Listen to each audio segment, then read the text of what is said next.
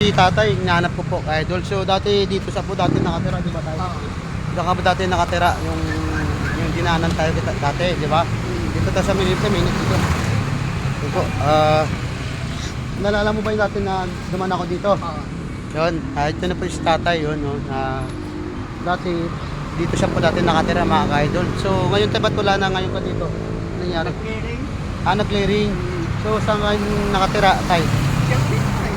Dito pa rin? Oo, nagwawala sa kulit. Okay yun.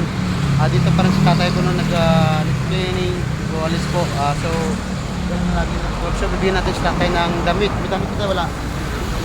Kulang damit ni tatay, so bibigyan natin mga damit ni tatay para may damit si tatay mga ka-idol, para kahit paano makatulong po tayo sa kanya mga ka-idol. Yun po, samahan niyo po ako at mamigay po tayo ng damit ni tatay. Ito po mga ka-idol. Tay, samahan mo ako tay. Yun po, bibigyan natin si tatay ng damit.